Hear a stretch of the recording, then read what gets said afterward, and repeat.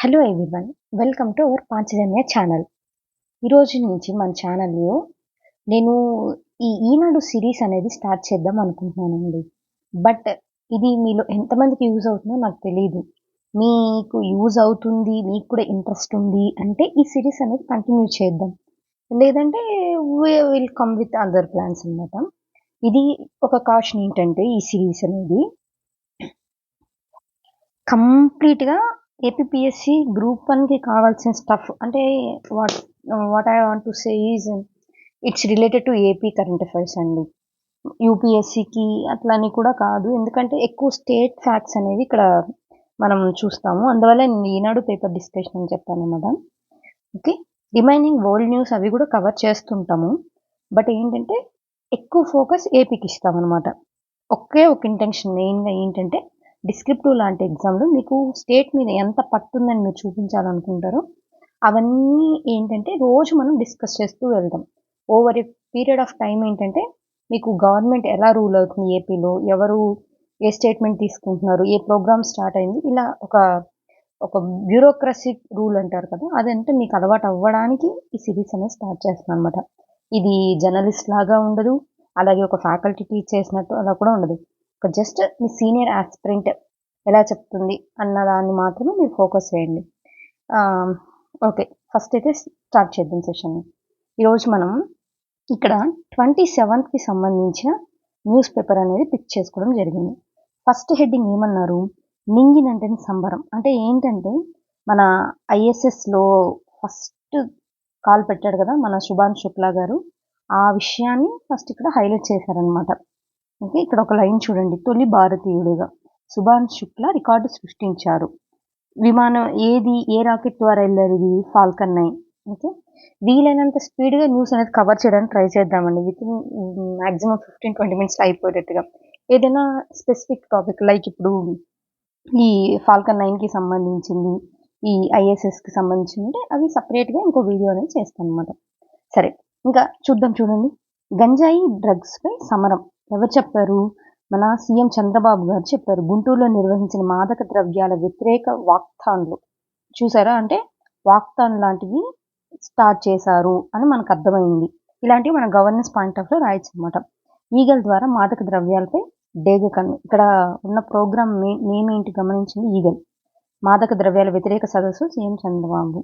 Okay, ఇంకా political news వద్దండి అలాంటివన్నీ. మనకు గవర్నమెంట్ తరపున ఏముంటాయి. దేశానికే తలమానికంగా అఖండ గోదావరి. చూడండి, దేశాభివృద్ధిలో పర్యాటక రంగానికి కీలక పాత్ర. ఆంధ్రాలో 7 ప్రాజెక్టులకు 450 కోట్లు. ఎన్ని ప్రాజెక్టులు అంటే 7. కేంద్ర మంత్రి గజేంద్ర షెకావత్ చెప్పారు. డబుల్ ఇంజన్ సర్కార్తోనే అభివృద్ధి. ఉప ముఖ్యమంత్రి పవన్ కళ్యాణ్. అఖండ గోదావరి ఈ ఇనాగ్రేషన్ స్టోన్ అప్పుడు ఎవరెవరు ఉన్నారు చూడండి, ఇక్కడ ఫోటోలో పురంధరేశ్వరి గారు ఉన్నారు, అలాగే కందులు దుర్గేష్ గారు ఉన్నారు, పవన్ కళ్యాణ్ గారు ఉన్నారు. మీకు కొంచెం ఏపీ మీద గ్రిప్ ఉండాలండి, అప్పుడే ఎగ్జామ్ ఎలా ఇచ్చినా కూడా మీరు ఆన్సర్ చేయగలగారు అనమాట. పురంధరేశ్వరి గారు ఏ పార్టీ, బీజేపీకి సంబంధించి. వీళ్ళిద్దరేంటి, జనసేన అయితే తెలిసింది. ఇంకా మెయిన్ మన హోమ్ మినిస్టర్ మన సెంట్రల్ మినిస్టర్ గజేంద్ర షెకావత్ గారు. ఇంకొకటి ఏమంటున్నారు, పోలవరం బనకచర్లపై 10 రోజుల్లోపు 2 రాష్ట్రాలతో సమావేశం. కేంద్ర జలశక్తి మంత్రి సిఆర్ పాటిల్ వెల్లడి అన్నారు. సరే, ఈ బనకచర్ల గురించి కూడా ఒక సపరేట్ వీడియో అనేది మనం చేసుకుందాం. ఇంకొకటి చూడండి, తిరుపతి లేపాక్షిలో స్పేస్ సిటీస్ చూసారా, అంటే ఏపీ ప్రభుత్వం స్పేస్ సిటీల వైపు వెళ్తుంది, అంటే అంతరిక్షంలో కూడా అడుగు పెట్టబోతుందంట. అంతరిక్ష రంగంలో 25,000 కోట్ల పెట్టుబడే లక్ష్యం. ఇవే హిట్టింగ్ లైన్స్ అనమాట. సో ఏపీ ఎంత ప్రోగ్రెస్కి వెళ్తుందంటే 25,000 కోట్ల పెట్టుబడులు లక్ష్యంగా అంతరిక్ష రంగంలో అనేది లక్ష్యంగా మన ప్రభుత్వం అనేది ముందుకెళ్తుంది. స్పేస్ పాలసీ విధానాలపై సీఎం. పర్యాటక రంగంలో ఎంత, 2 లక్షల కోట్లు.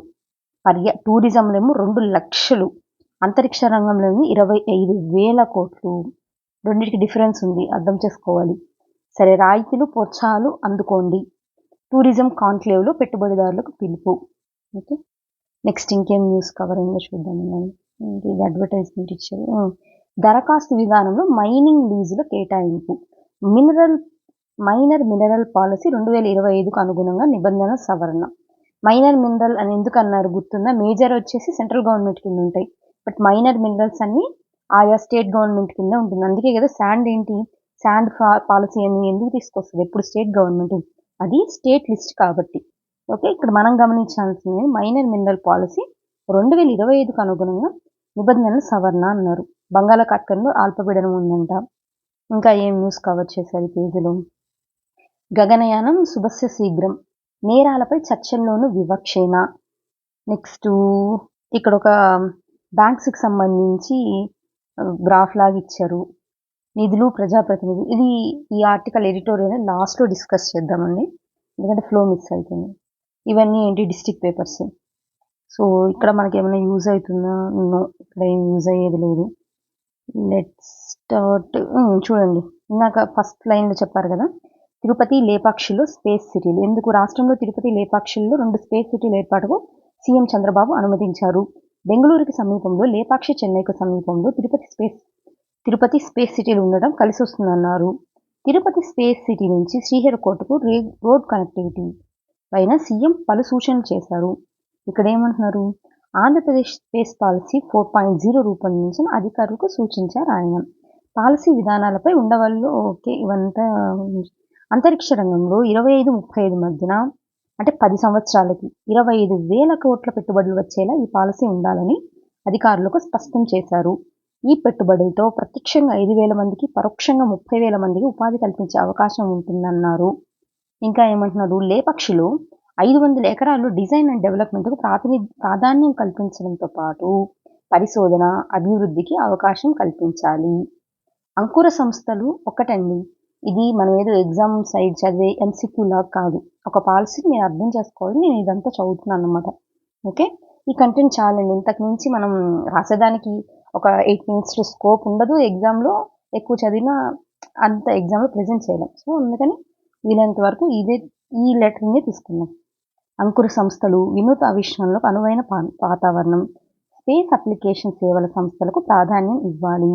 తిరుపతిలో ఏర్పాటు చేసే స్పేస్ సిటీలో తయారీ, లాజిస్టిక్ సేవలు అందించే సంస్థల ఏర్పాటును ప్రోత్సహించాలి. ఇందులో launch vehicle assembling, satellite payload assembling, mechanical system కాంపోనెంట్ల తయారీ, ఎలక్ట్రానిక్ ఏవియానిక్స్ అసెంబ్లింగ్ సంస్థలకు అవకాశం కల్పించాలి. 2023 నాటికి $44 బిలియన్ పెట్టుబడే లక్ష్యంగా కేంద్ర ప్రభుత్వం ఇండియా స్పేస్ పాలసీ 2023 తీసుకొచ్చింది. ఆ పాలసీ లక్ష్యాలకు అనుగుణంగా ఏపీ పాలసీ ఉండాలి అంటున్నారు అన్నమాట. సరే, ఇంకా ఏమన్నారు, కేటగిరీల ఆధారంగా ప్రోత్సాహాలు. ఎట్లా, అంతరిక్ష రంగంలో పెట్టుబడులు పెట్టే సంస్థలకు మెరుగైన రాయితీలు ఇవ్వాలి. రాయితీలు ఇస్తేనే కదా వాళ్ళు వచ్చి ఇక్కడ పెట్టుబడులు పెడతాం. 1 కోటి నుంచి 25 కోట్ల వరకు మైక్రో, 25 కోట్ల వరకు చిన్న, 125 కోట్ల వరకు మధ్య తరహా, 500 కోట్ల వరకు లార్జ్ కేటగిరీలా పరిగణించాలి. 500 కోట్లకి మించి పెట్టుబడులు పెట్టే సంస్థలకు మెగా కేటగిరీలుగా పరిగణించాలి అని అధికారులకు చంద్రబాబు గారు చెప్పారంట. మహిళలు, బీసీ, ఎస్సీ, ఎస్టీ, మైనారిటీ, దివ్యాంగులకు ప్రత్యేక ప్రోత్సాహాలు అందించే అంశం పైన ఆయన మాట్లాడారు. పెట్టుబడి రాయితీ కింద 25% నుంచి 45% వరకు ఇచ్చేలా ప్రతిపాదనలు అధికారులు ఆర్మీకు అందించారు. స్పేస్ టెక్నాలజీ అంటే ఓకే, ఇదంతా ఇవైతే మాత్రం ప్రతి లైన్ ఇంపార్టెంట్గానే ఉంది కదా. సో చూడండి ఒకసారి. ఇంకా ఒకసారి చూడండి, అమరావతిలో 145 కోట్లతో 4 స్టార్ లగ్జరీ హోటల్ ముందుకొచ్చిన గ్రీన్ పార్క్ సంస్థకు ప్రభుత్వం రాయితీలంట. ఇంకా కేంద్ర నిధులు మూలధన వ్యయానికి వినియోగించాలి. అంతే కదా, ఎందుకు రెవెన్యూ అకౌంట్కి వాడితే దానివల్ల మనకి ప్రాఫిట్ ఏముంటుంది, రికరింగ్ అమౌంట్ అనేది ఏమి ఉండదు. అదే క్యాపిటల్కి వాడితే మనకు రికరింగ్ అమౌంట్ అనేది వస్తూ ఉంటుంది అన్నమాట. కాగ్నిజెంట్ క్యాంపస్ ఏర్పాటు స్వర్ణాంధ్ర సాధనలో కీలకం. విశాఖపట్నంలోని కాపులుప్పాడలో ఐటీ దిగ్గజ సంస్థ కాగ్నిజెంట్ క్యాంపస్ ఏర్పాటు చేయనుంది. ఆ విషయం ఈ లైన్ నుంచి మనకు తెలిసింది. 68 రోజుల్లోనే పంట చేతికి వచ్చే ర్యాపిడ్ రాగి అంట. దీన్ని ఎవరు సృష్టించారంటే ఇక్రిసాట్. ఓకే, ఇది ఒకసారి కొంచెం అగ్రికల్చర్ డీటెయిల్స్ అనేది ఉంది, ఒకసారి మీరు కావాలంటే చూడండి. ఇంకా ఏమంటున్నారు పేపర్లో. ఓకే, పేజ్ నెక్స్ట్ పేజ్ చూద్దాం. ఇంకా చూడండి, పేద మధ్యతరగతి ఇళ్ల నిర్మాణం ఇక పరుగు. ఎందుకు, నిబంధనల సవరణతో ధన కష్టాలకు చెల్లింపు. ధన అనేది చూడండి క్యాపిటల్స్లో రాశారు, అంటే అపాస్ట్రఫీ.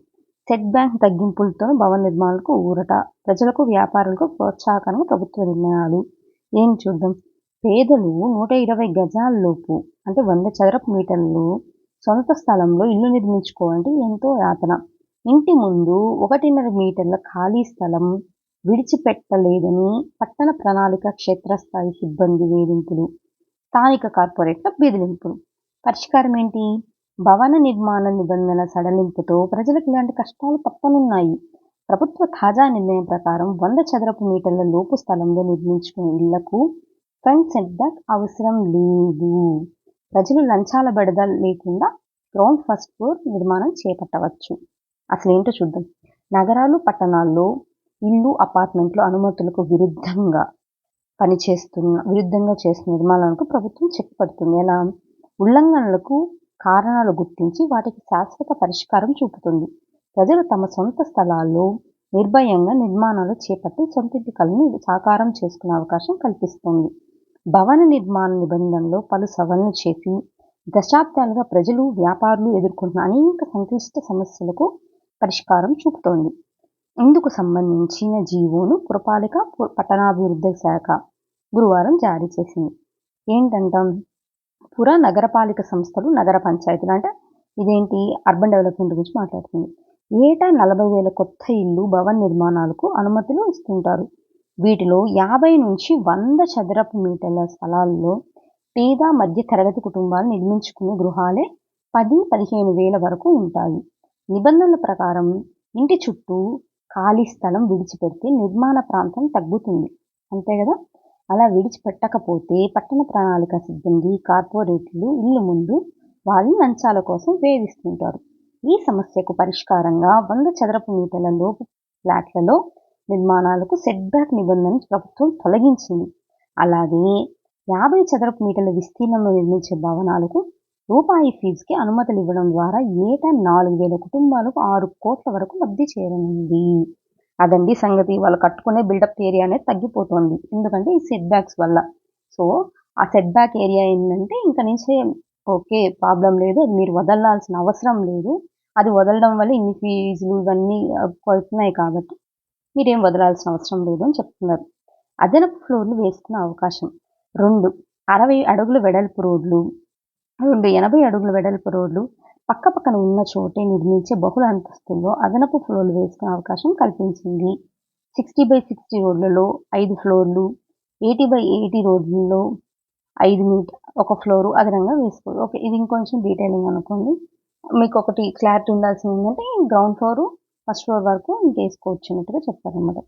రహదారుల విస్తరణలో స్థలాలు కోల్పోయిన వారు టీడీఆర్ బాండ్లు వచ్చే వరకు వేచి చూడకుండా విస్తరణలో పోగా మిగిలిన స్థలంలో నిర్మాణాలకు వెంటనే చేపట్టే అవకాశం ప్రభుత్వం కల్పించింది. అధికారులు తదుపరి పరిశీలనలో బిల్డింగ్ రుసుములు, అదనపు ఫ్లోర్లకు టీడీఆర్లు ఎంత అవసరమో లెక్కలు కట్టి మిగిలిన దానికి బాండ్ జారీకి సిఫారసు చేస్తారు. ఓకే, ఇది ఈ హౌసింగ్కి సంబంధించిన ఇష్యూ అన్నమాట. ఎక్కడ? మున్సిపల్ లెవెల్లో ఇచ్చిన గైడ్ లైన్స్. ఇప్పుడు కొత్తగా సోషల్ మీడియా ఉధృతిలోను పత్రికల మనుగడ బేష్. ఎవరు? సిపిఐ రాష్ట్ర కార్యదర్శి రామకృష్ణ గారు మాట్లాడుతున్నారు అన్నమాట. ఇక్కడ మనకు ఉపయోగపడే న్యూస్ ఏమన్నా ఉందా అంటే సరే. ఇంకా ఏంటి?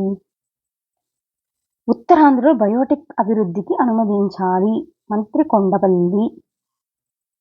ఓకే, మైనింగ్ చూద్దాం ఒకసారి. ఇది కూడా మైనింగ్ లీజుల్లో పాత దరఖాస్తులకు మోక్షం. ఏంటో? రాష్ట్రంలో మైనింగ్ రంగానికి పునరుజ్జీవం తీసుకొచ్చేలా కూటమి ప్రభుత్వం ఏప్రిల్లో మైనర్ మినరల్ పాలసీ 2020 తీసుకురాగా దీన్ని అమలు చేసేలా ఖనిజ నిబంధనలు సవరిస్తూ ప్రస్తుతం గురువారం ఉత్తర్వులు జారీ చేసింది. 2022 మార్చి 13 నాటికి పెండింగ్ ఉన్న దరఖాస్తులన్నీ పరిగణలోకి తీసుకుని లీజులు కేటాయిస్తారు. ఇప్పటికీ ఆ లీజు ప్రాంతం ఖాళీగా ఉండి ఎవరికీ మంజూరు చేయకుండా ఉంటే వాటిని పాత దరఖాస్తుదారులకే కేటాయిస్తారు. అప్పటికీ దరఖాస్తు ఫీజు, డిపాజిట్ చెల్లించిన వారికే ఈ అవకాశం ఇస్తారు. వార్షిక డెడ్ రెంట్ విలువకు 3 రెట్ల మొత్తంలో 3 నెలల్లో ఒక విడత సొమ్ము చెల్లించాలి. తర్వాత ఎన్ఓసి తెచ్చుకుంటే లెటర్ ఆఫ్ ఇంటెంట్ అంటే LVIలు ఇచ్చి అన్ని అనుమతులు పొందేందుకు ఏడాది గడువు ఇస్తారు. ఇప్పటికే LVIలు పొందిన వాళ్ళు మైనింగ్ ప్లాన్, పర్యావరణ అనుమతులు, సిఏఫీ అందచేసి ఉంటే వాటిని లీజుల మంజూరుకు పరిగణలోకి తీసుకుంటారు.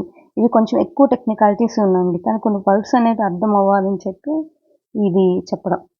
వార్షిక డెడరెంట్ విలువకు 5 రెట్ల మేర ప్రీమియం మొత్తంగా చెల్లిస్తే లీజులను పునరుద్ధరిస్తారు, అది కూడా 2-3 వాయిదాల్లో. ఇది ప్రీమియం గురించి మాట్లాడారు.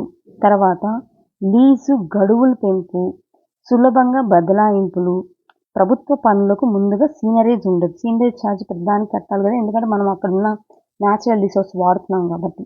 నిబంధన ఉల్లంఘిస్తే లీజు రద్దు, సీనరేజ్ పెంపు. ఇంతకుముందు ఎలా ఉంది దానికి మించి తీస్తున్నారు అన్నమాట. అగ్రిగేట్ ఎంత, దాంట్లో శాండ్కి ఎంత, 40 mm ఎంత అట్లా తీసేసి ఉంటారు. సీనరేజ్ గుత్తేదారు ముందే సొమ్ము చెల్లించాలి. ఇంకా ఇసుకపై డిఎల్ఎస్సీలకి అధికారం. జిల్లాలో ఇసుక కార్యకలాపాలన్నీ గనుల శాఖ మార్గదర్శకాల ప్రకారం జిల్లా స్థాయి ఇసుక కమిటీ డిఎల్ఎస్సీల పర్యవేక్షణలో జరుగుతాయి. వాగులు, వంకల్లో, నదులకు సమీపంలోని ప్రాంతాలకు చెందిన వారు వ్యక్తిగత అవసరాలకు ఇసుక తగ్గి తీసుకెళ్లొచ్చు. సాధారణ బల్క్ వినియోగదారులు డిఎల్ఎస్సీ నిర్దేశించిన రీచ్లు, డిస్టిలేషన్ పాయింట్ల నుంచి ఇసుకను పొందవచ్చు. ఇసుక రవాణా చేసే వాహనాలకు జీపీఎస్ తప్పనిసరి. జలాశయాలు, బ్యారేజీలు పూడిక ఇసుక తవ్వి తీసేందుకు ఏదైనా ఏజెన్సీ, బోట్స్మెన్ సొసైటీ ద్వారా ఇసుక తవ్వకాలకు డిఎల్ఎస్సీ అనుమతిస్తుంది. ఇసుక సీనరేజీ జిల్లా ఖనిజ నిధి మెరిట్ని నిర్వహిస్తారు. స్టాక్ పాయింట్లలో ఇసుక తవ్వకాలు ఖర్చు, అడ్మిషన్ ఛార్జు, జీఎస్టీ మొత్తాన్ని వసూలు చేసి ఇసుక సరఫరా చేస్తారు. ఇసుక లభించిన జిల్లాల్లో స్టాక్ యార్డులు ఏర్పాటు చేయాలి. రీచ్లు, స్టాక్ పాయింట్ల వద్ద సీసీ కెమెరాలు ఏర్పాటు చేయాలి. ఇసుక రవాణా చేసే వాహనాలకు ఉచిత ఇసుక రవాణా వాహనం అనే బ్యానర్ ఉండాలి. ఇసుకలో అక్రమాలు జరగకుండా పర్యవేక్షణకు జిల్లా స్థాయి టాస్క్ ఫోర్స్ కమిటీలు ఏర్పాటు చేయాలి అని చెప్తున్నారు. ఓకే, ఇంకా ఇక్కడ ఒక లైన్ చూడండి. నేడు కృష్ణా బోర్డు సమావేశం. ఏం చేస్తుంది కృష్ణా బోర్డు సమావేశం చూద్దాం ఒకసారి. ఏం మాట్లాడుతున్నారు? కృష్ణా నది యాజమాన్య బోర్డు శుక్రవారం ఉదయం 11 గంటలకు హైదరాబాద్లో సమావేశం అవుతుంది. గతంలో చెల్లింపులు చేసిన మొత్తాన్ని, ఓకే, ఇన్సెంటివ్స్ గురించి మాట్లాడుతున్నారు. సరే, ఇంకేమన్నా మనకు ఉపయోగపడేది న్యూస్ ఇక్కడ లేదు. ఇంకా చూద్దాం ఏదైనా ఉంది. గంజాయి డ్రగ్స్పై సమరం. ఫస్ట్ పేజీలో చదివాం కదా, అదే అన్నమాట. అమరావతిలో క్వాంటమ్ వ్యాలీ ఏఐతో మంచి అవకాశాలు వస్తున్న తరుణంలో డ్రగ్స్, గంజాయి వంటివి ప్రతిబంధకాలుగా మారే ప్రమాదం ఉంది. 30 లక్షల మంది వలస కార్మికులు మన రాష్ట్రానికి వస్తున్నారు. ఇలాంటి తరుణంలో కొంతమంది గంజాయిని తీసుకొస్తున్నారు. ఇటు యాజమాన్యం, ఇటు పోలీసులు కట్టడికి చర్యలు తీసుకోవాలి. డ్రగ్స్, గంజాయిని పూర్తిగా కట్టడి చేయడం జాతి నిర్వీర్యం అవుతుంది. ఓకే, ఇది నెక్స్ట్. గంజాయి, డ్రగ్స్పై సమాచారం ఇవ్వడం కోసం ప్రవేశపెట్టిన వాట్సాప్ నెంబర్. Okay, right. ఇంకేమన్నారు? నింగినంటిన సంబరం. ఓకే, సుభాన్ శుక్లా గారి ప్రయాణం గురించి రాసినట్టున్నారు. ఊళ్ళో ఉన్నట్టే, ఇంట్లో తిన్నట్టే, అవకాశాలను అందిపుచ్చుకుంటూ. Okay, right. నెక్స్ట్ పేజ్ చూద్దాం. ఈ పేజ్ చూద్దాం, చూడండి. పార్లమెంట్ కన్నా రాజ్యాంగమే అత్యున్నతం. ఎవరు చెప్పారు? భారత ప్రధాన న్యాయమూర్తి జస్టిస్ బిఆర్ గవాయ్ వ్యాఖ్య. దేశంలో పార్లమెంటే సుప్రీం అని చాలామంది భావిస్తుంటారని, కానీ దాని దృష్టిలో రాజ్యాంగం అత్యున్నతమైనదని భారత న్యాయమూర్తి తెలిపారు. ప్రజాస్వామ్యంలో శాసన, న్యాయ, కార్యనిర్వహణ విభాగాలు రాజ్యాంగం లోబడే పనిచేస్తాయన్నారు. రాజ్యాంగానికి సవరణలు చేసే అధికారం పార్లమెంటుకు ఉన్నప్పటికీ రాజ్యాంగ మౌలిక స్వరూపాన్ని పార్లమెంటు మార్చలేదన్నారు. ఓకే, శాసన, న్యాయ, కార్యనిర్వహణ విభాగాల్లో ఏది సుప్రీం అనే అంశంపై తరచూ చర్చ జరుగుతుందని గవాయ్ తెలిపారు. ప్రభుత్వానికి వ్యతిరేకంగా తీర్పులు వెలువరించినంత మాత్రాన జడ్జిలు స్వతంత్రులు కాలేరు. ప్రజల హక్కులు, రాజ్యాంగ విలువలు, సూత్రాలను కాపాడాల్సిన బాధ్యత న్యాయమూర్తులపైనే ఉంటుంది. బుల్డోజర్ న్యాయానికి వ్యతిరేకంగా తాను తీర్పు ఇచ్చానని, నిలువ నీడ పొందే ప్రజా హక్కును పరమావధిగా పరిగణించానని పీజీఐ తెలిపారు. అమరావతిలోని పోటే కళాశాలలో ఓకే, ఇది కొంచెం మన ఇండియన్ కాన్స్టిట్యూషన్ గురించి బాగా చెప్పారనమాట. అన్ని భాషల స్నేహితురాలు హిందీ. అధికార భాషా శాఖ స్వర్ణోత్సవాల్లో అమిత్ షా గారు చెప్పారనమాట. చూడాలి మరి ఈ లాంగ్వేజ్ ఇష్యూ ఎంత దూరం పోతుందో. భారతీయ జన్యు మూలాల ఆవిష్కరణ. ఓకే. విమానం గాల్లో మొన్న ఈ అహ్మదాబాద్ ఫ్లైట్ యాక్సిడెంట్ అప్పటి నుంచి కొంచెం జాగ్రత్తగా ఉంటున్నారనమాట. 5 ఏళ్ల సోషల్ సమాచారం ఇవ్వాలి, దాచిపెడితే వీసా దరఖాస్తు బుట్ట దాకా. ఎవరు? యుఎస్ చెప్తుంది. పహల్గాం ప్రస్తావన లేదు, సంతకం చేయను. ఎస్సీఓ సదస్సులో రాజ్నాథ్ స్పష్టీకరణ. ఉగ్రవాదంపై తన కఠిన వైఖరిని భారత్ మరోసారి విస్పష్టం చేసింది. చైనాలోని చింగ్డావ్ వేదిక, షాంఘై సహకార సంస్థ సభ్య దేశాల రక్షణ మంత్రుల సదస్సు దీనికి వేదిక అయింది. పాక్ ప్రేరేపిత సీమాంతర ఉగ్రవాదం, పహల్గాం పుష్కర దాడులను మచ్చుకైనా ప్రస్తావించకపోగానే భారత్ ఆక్షేపించింది. ఉమ్మడి ప్రకటనపై సంతకం చేసేందుకు నిరాకరించింది. సదస్సులో భారత్ తరఫున రక్షణ మంత్రి రాజ్నాథ్ గారు లేవనెత్తిన అభ్యంతరంతో ఎలాంటి ఉమ్మడి ప్రకటన లేకుండానే గురువారం చర్చలు ముగిశాయి. ఏ ఒక్క దేశం నిరాకరించినా ఈ ప్రకటన వెలువడదు. పాకిస్తాన్ దృష్టిలో పెట్టుకుని సదస్సులో రాజ్నాథ్ అంతకుముందు ప్రస్తావించారు. కొన్ని దేశాలు ఉగ్రవాదంపై పోరాడుతున్నామంటేనే ముష్కరులకు ఆశ్రయం కల్పిస్తున్నాయని దుయ్యబట్టారు. ఓకే. కేరళ మాజీ ముఖ్యమంత్రి విఎస్ అచ్యుతానంద్ గారి హెల్త్ అప్డేట్ గురించి మాట్లాడారన్నమాట. ఇక్కడ బ్లాక్ బాక్స్ నుంచి డేటా డౌన్లోడ్ పోతే మన యాక్సిడెంట్ వల్ల దాని గురించి. రష్యా నేతల విచారణకు ప్రత్యేక ట్రిబ్యునల్. ఎవరు చెప్పారు ఇది? జెలెన్స్కీ చెప్పారనమాట. ఐరోపా కౌన్సిల్తో ఈ ట్రిబ్యునల్ అనేది ఫామ్ చేస్తారంట. నెక్స్ట్ తుల్బుల్ పునరుద్ధరణకు భారత్ సై. ఏంటంట? పహల్గాం ఉగ్రదాడి అనంతరం పాకిస్తాన్కు బుద్ధి చెప్పేందుకు సింధు జలాల ఒప్పందం అమలును నిలిపివేసిన భారత్ పశ్చిమ నదుల నీటిని మరింత సద్వినియోగం చేసేందుకు ప్రణాళికలు రచిస్తోంది. అందులో భాగంగా సుదీర్ఘంగా నిలిచిపోయిన తుల్బుల్ నావిగేషన్ ప్రాజెక్టు పునరుద్ధరణపై దృష్టి సారించింది. దీనికి సంబంధించిన చర్చలు తుది దశలో ఉన్నాయని అధికార వర్గాలు తెలిపారు. ఈ ప్రాజెక్టు డిపిఆర్ సిద్ధమవుతోందని, ఏడాదిలో పూర్తయ్యే అవకాశం ఉందని పేర్కొన్నాయి. ఈ నదుల నుంచి భారత్ వాటాను మరింత సద్వినియోగం చేసుకునేందుకు అనేక ప్రతిపాదనలు పరిశీలనలో ఉన్నాయని సంబంధిత అధికారి ఒకరు పేర్కొన్నాడు. పరమర వైపు ప్రవహించే నదుల్లో ఒకదాని నుంచి నీటిని పంజాబ్, హర్యానాలకు మళ్లించే అవకాశం పరిశీలన ఉందన్నారు. సింధు జలాల ఒప్పందం ప్రకారం పశ్చిమ దిశగా పాకిస్తాన్ వైపు ప్రవహించే సింధుతో పాటు చీనాబ్, జీలం వంటి నదులపై భారత్కు పరిమిత అధికారాలే ఉన్నాయి. భారత్ పాక్ మధ్య 1960లో జరిగిన ఒప్పందం ప్రకారం ఈ నదీ వ్యవస్థ మొత్తం నీటిలో 20% భారత్, 80% పాకిస్తాన్ ఉపయోగించుకోవాలి. అదండి విషయం. తుల్బుల్ ప్రాజెక్ట్ మీద మన వాళ్ళు మళ్ళీ స్టార్ట్ చేశారు. ఎట్లా, ఏం చేయాలి, నేను ఇంకా బాగా ఎలా యూజ్ చేసుకోవాలని. చదువు అయిపోయినా కొలువు దక్కట్లే. అమెరికాలో పెరుగుతున్న నిరుద్యోగత రేటు. ఇజ్రాయెల్పై విజయం మాదే. అమెరికా అడ్డుకోవడంతో ఆ దేశం బతికిపోయింది. అగ్రరాజ్యాన్ని చాచి చెంపదెబ్బ కొట్టాం. మా అణు కేంద్రాలకు నష్టం కలగలేదు. ఇరాన్ సుప్రీం నేత ఖమేనీ ఉద్ఘాటన. ట్రంప్ నోటు మళ్ళీ అదే పాట. భారత్ పాక్ యుద్ధం నేనే ఆపా. అయ్య బాబోయ్. సరే. ఇజ్రాయెల్ దాంట్లో 18 మంది పాలస్తీన్ల మృతి అంట. మానస్ సరోవర్కు చేరుకున్న తొలి బృందం మానస్ సరోవర్ యాత్రను స్టార్ట్ చేశారు. యాక్సియం 4 భారత్కు దక్కేదేంటి? ఒక్కసారి చూసిపోదాము. రైట్.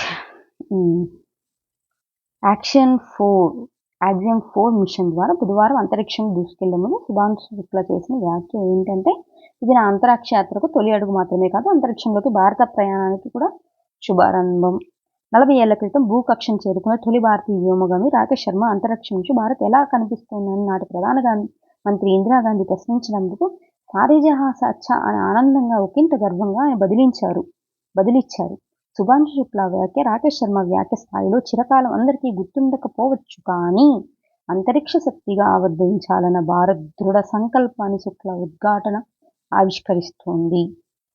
చదువుతుంటే గూస్ బంప్స్ వస్తున్నాయి కదా. అట్లా ఎంతైనా మన వాళ్ళకి ప్యాట్రియాటిజం అలా ఉంటుంది ఇండియన్ సిటిజన్స్ అంటేనే. 2022లోని భూకక్షలో భారతీయుల్ని ప్రవేశపెట్టాలని భారత అంతరిక్ష పరిశోధన సంస్థ ఇస్రో తలపెట్టినా అది నెరవేరలేదు. అయినా మొక్కవోని ఆత్మవిశ్వాసంతో గగన్యాన్ మిషన్ ద్వారా భారతీయ వ్యోమగాములను 2027లో అంతరిక్షంలోకి పంపాలని ఇస్రో సన్నాహాలు చేస్తోంది.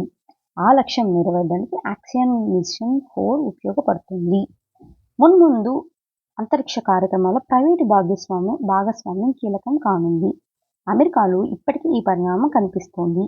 అంతర్జాతీయ అంతరిక్ష ఆర్థిక వ్యవస్థలో ప్రస్తుతం కేవలం 2% ఉన్న భారత్ వాటా ప్రైవేటు భాగస్వామ్యంతో మరింత పెరగడం ఖాయం. సో ఇక్కడ మాకు డేటా పాయింట్ దొరికింది, గమనించారా? ఏమన్నారు? 2% భారత్ వాటా ఏది స్పేస్లో, బట్ ప్రైవేట్తో అయితే ఇంకొంచెం ఎక్కువ ఇంక్రీజ్ అవుతున్నాయి అనుకుంటున్నాం. దానివల్ల నవీకరణలు సంభవించి ఉపాధి అవకాశాలు పెరిగి భారత ఆర్థిక వ్యవస్థ మరింతగా అభివృద్ధి చెందుతుంది. వాటికి తొలిమెట్టు దేనికి? సమీప భవిష్యత్తులో శాస్త్ర పరిశోధనలకు, ఖనిజ వనరులను తవ్వి తీసుకురావడానికి, అంతరిక్షంలోకి, చందమామపైకి, అంగారకుడికి యాత్రలు చేపట్టాలని పలు దేశాలు లక్ష్యిస్తున్నాయి. కృత్రిమ మీద, క్వాంటం టెక్నాలజీ, శుద్ధ ఇంధన రంగాల్లో అమెరికా, చైనా వంటి దేశాలతో పోటీ పడే స్థాయిని భారత్ ఇంకా అందుకోవాల్సి ఉంది. అంతరిక్ష పరిశోధనలో మాత్రం వాటితో ఢీ అనగల సత్తాను ఇప్పటికే ప్రదర్శిస్తోంది. క్రమంగా అంతరిక్షానికి వ్యూహపరంగా చాలా ప్రాధాన్యం ఏర్పడనుంది. గగన్యాన్ ద్వారా అంతరిక్షానికి భారతీయులు సునాయాసంగా రాకపోకలు సాగించడం మొదలుపెట్టిన తర్వాత జాబిల్లిపై, అంగారకుడిపై మానవ ఆవాసాల నిర్మాణానికి భారత్ నడుం కట్టింది. మరోవైపు సొంత అంతరిక్ష కేంద్రాన్ని నిర్మిస్తామని, 2040 కల్లా భారతీయుని చంద్రుడికి దింపుతామని ఇస్రో ఇప్పటికే తెలిపింది. ఇప్పటికీ 2040కి యాక్సియాన్ 4 ఇందుకు తొలిమెట్టు అవుతుంది. ఈ మిషన్లో ఇస్రో మౌన భాగస్వామి కాదు, క్రియాశీల సమాన భాగస్వామి. ఓకే, ఒక్కసారి ఇలా మన ఇండియా నెక్స్ట్ ఫ్యూచర్ ఎలా అవుతుందని ఒక్కసారి ఇలా రివైజ్ చేసేస్తారనమాట. సరే, ఈ పేజ్లో ఇది ఓకే. ఇంకేమున్నాయి చూద్దాం న్యూస్. ఈ పేజ్లో ఏమైనా యూజ్ అవుతుందా? కృష్ణా కెనాల్ గుంటూరు మధ్య 3వ రైల్వే లైన్ అంటున్నారు. పర్యాటకంలో 2 లక్షల కోట్ల పెట్టుబడే లక్ష్యం. నాకు అనుకున్నాం కదా, దాని గురించి మాట్లాడుతున్నాను అనమాట. ఇంకా రైట్, ఏంటి హెడ్డింగ్స్ చూద్దాం. ఇంతకుముందు 5 ఎవరి గురించి? రాకేష్ శర్మ గారి గురించి, కల్పనా చావ్లా గారి గురించి, సునీత విలియమ్స్ గురించి, శిరీష్ బండ్ల గురించి, రాజాచారి గురించి ఇక్కడ రాశారనమాట. నెక్స్ట్, పలు రాష్ట్రాల్లో వరద బీభత్సం. హిమాచల్లో 5కు చేరిన మృతుల సంఖ్య. కేరళలో భారీ వర్షాలు. జమ్మూ కాశ్మీర్ 3 మృతి. ఇరాన్ నుంచి తరలించారు. దీని పేరేంటో మెన్షన్ చేస్తారా? ఆపరేషన్ సింధు. మతోన్మాదులపై చర్యలు తీసుకోండి. బంగ్లాలో దుర్గాదేవి ఆలయంపై దాడిని ఖండించిన భారత్. ఆ 2 పీఠికలు రాజ్యాంగంలో ఉండాలా? ఏ 2 ఉండాలా? 2 మాటలు సామ్యవాద, లౌకిక అనే మాటలు ఉండాలా అని క్వశ్చన్ చేశారనమాట ఆర్ఎస్ఎస్. నెక్స్ట్, రాబందులు ఉంటాయి జాగ్రత్త. శశిధరూర్ పక్షి పోస్టుకు కాంగ్రెస్ నేత చురకలు. శశిధరూర్ గారు చూద్దాం లాస్ట్కి ఇది ఎటువైపు వెళ్తుందో. ఆయన కాంగ్రెస్తోనే ఉంటారా? మీకు గుర్తుందా? ఏఐసి ఎలక్షన్స్ అప్పుడు శశిధరూర్ గారు అలాగే మల్లికార్జున ఖర్గే గారు ఇద్దరు పోటీ పడ్డారు. కానీ ఏఐసి హైకమాండ్ అంతా ఖర్గే గారికి సపోర్ట్ చేసింది. అప్పటి నుంచి కొంచెం ఎందుకో పార్టీకి అగెనిస్ట్గా ట్వీట్ చేస్తున్నారని కూడా ఉంది. చూద్దాం ఏం జరుగుతుంది. పాక్ చైనాలతో జత కట్టడం లేదు, బంగ్లాదేశ్ స్పష్టీకరణ. ఓకే, ఈసీ ఓటర్ల జాబితాల సమీక్షతో ఉద్దేశపూర్వక తొలగింపు ముప్పు. సరే, కాంగ్రెస్ అభ్యంతరం చెప్తుంది. మహారాష్ట్రపై కాంగ్రెస్ డిమాండ్ చల్లదు. ఈసీ మహారాష్ట్ర ఓటర్ జాబితాను కంప్యూటర్ సాయంతో విశ్లేషించేందుకు అనువైన మెషిన్ రీడబుల్ డిజిటల్ కాపీ రూపంలో అందించాల్సిందిగా కాంగ్రెస్ చేసిన డిమాండ్ న్యాయపరంగా చెల్లుబాటు కాదని ఈసీ వర్గాలు వెల్లడించాయి. ఇంకా బ్రిక్స్ సదస్సుకు మోదీ. బ్రిక్స్ ఇందాక ఎస్సీఓ చదివాను, ఇప్పుడు బ్రిక్స్ గురించి. బ్రెజిల్ నగరం రియో డి జనీరోలో వచ్చే వారం జరగనున్న బ్రిక్స్ శిఖరాగ్ర సదస్సుకు హాజరయ్యే అవకాశం మన మోడీ గారు వెళ్తున్నారని తెలుస్తోంది. ఓకే, బ్రెజిల్తో పాటు Ghana, Trinidad and Tobago, Argentina, Namibia దేశాల్లో కూడా ఆయన పర్యటించవచ్చు. ఓకే, ఇంకా ఇవన్నీ సిరి ప్రతిభ. ఏపీ పోలీసుల ఏ హ్యాకథాన్ నేటి నుంచి 3 రోజుల పాటు. ఓకే, హ్యాకథాన్ అంటే మీకు ఐడియా ఉంది కదా, ఒక కాంపిటీషన్ లాగా పెట్టి దాన్ని ఎవరైనా సాల్వ్ చేస్తారా అని చెప్పి చూద్దాం. అమృత్ ప్రాజెక్టులకు టెండర్లు. ఫ్యాక్టరీలో మొదటిసారి నిబంధనల ఉల్లంఘనకు జరిమానా. నెక్స్ట్ జక్కంపూడిలో లఖపత్ దీదీ పార్క్ని ఏర్పాటు చేయండి. కేంద్ర మంత్రి రాష్ట్ర మంత్రి కొండపల్లి వినతి. Okay okay fine. ఇక్కడతో మనకు 27th జూన్కి సంబంధించిన ఈనాడు పేపర్ అనేది డిస్కస్ చేయడం జరిగిందండి. ఈ ఇనిషియేషన్ అనేది మీకు నచ్చినట్లయితే మీరు కమెంట్ రూపంలో మీ సపోర్ట్ అనేది తెలియజేయండి. సో దీన్ని మనం సిరీస్ని కంటిన్యూ చేద్దామా లేదా అని ఆలోచిద్దాం. Okay, thank you so much. Bye.